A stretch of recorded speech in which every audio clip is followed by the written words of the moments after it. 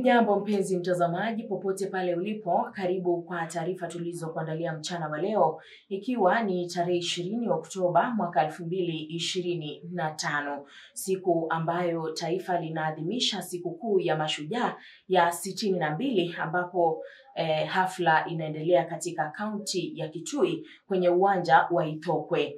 Wakenya kutoka maeneo mbalimbali wamezuru kaunti hiyo kwa ajili ya maadhimisho hayo. Wanawasherekea mashujaa haswa waliopigania taifa kupata uhuru, wale waliochangia katika maendeleo ya taifa miongoni mwa wengine. Wananchi wamehimizwa kuendelea kudumisha amani na utangamano maeneo tofauti tofauti nchini wanapoendelea na maadhimisho hayo.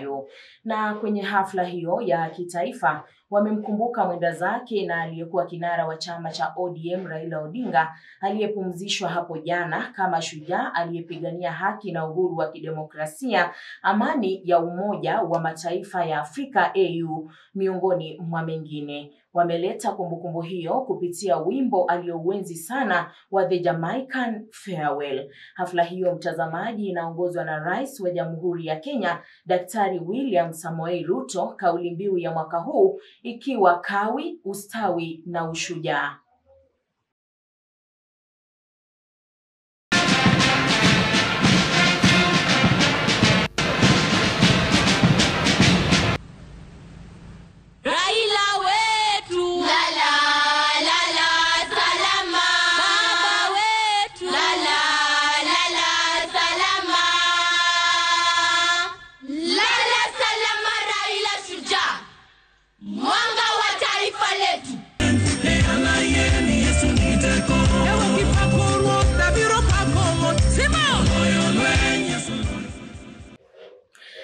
Na mtazamaji, tukiachana na hayo kwa sasa, ila bado tutaendelea kukuletea taarifa hiyo mbashara kwa jinsi maneno yatakavyojiri katika maeneo mbalimbali humo nchini. Tuelekee sasa katika kaunti ya Busia kwa taarifa ambayo tumeandaliwa na mwanahabari wetu Victor Odanya, ambapo kauli za aliyekuwa waziri wa leba nchini Philip Masinde amesema kuwa hakuna kiongozi atakayejaza pengo aliloliacha Raila, akisema kuwa hakuna mwanasiasa yeyote nchini ambaye ana uwezo wa kuendeleza majukumu ambayo hayati Raila Odinga alikuwa akiyatekeleza kwa taifa la Kenya, yakiwemo kupigania haki, kuunganisha taifa na kukuza demokrasia.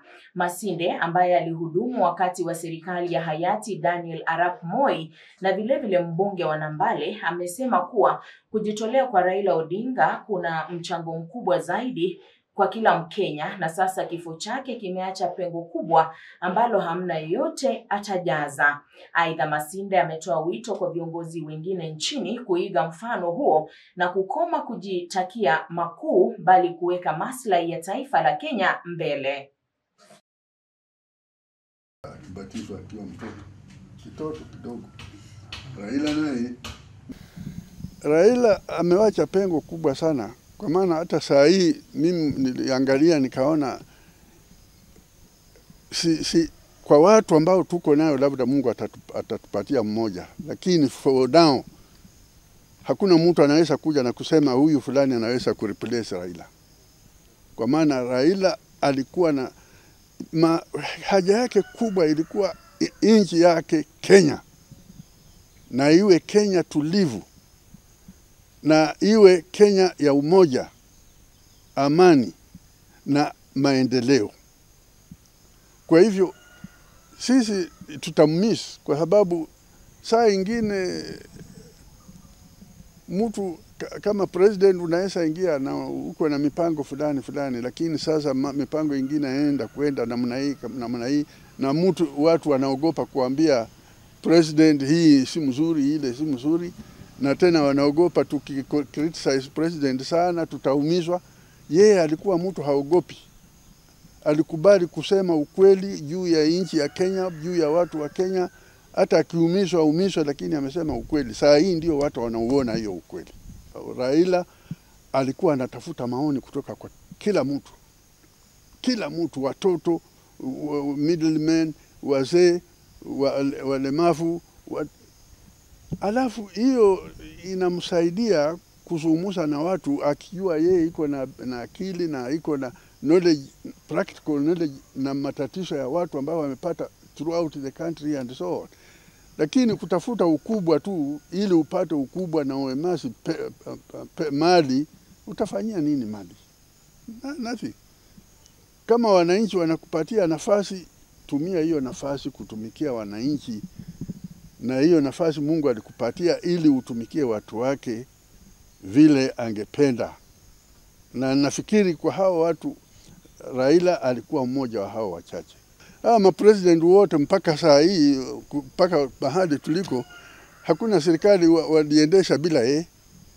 Kwa maana yeye ndiye alikuwa engine ya Kenya, na alikuwa anafanya hiyo matatizo yote ilikuwa lazima aingie. Na wale ambao walikuwa wanapata hiyo nafasi ya kuwa mapresident pia waliona they are missing him. Bila yeye mambo haikuwa inaendelea. Kwa hivyo ilikuwa lazima iwabidi wa invite yeye, mpaka hata saa hii alikuwa invited kupoesha matatizo ya nchi.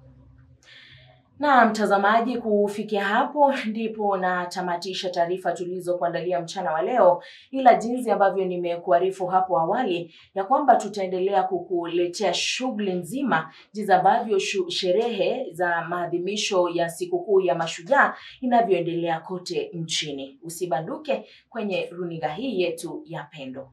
Mchana mwema.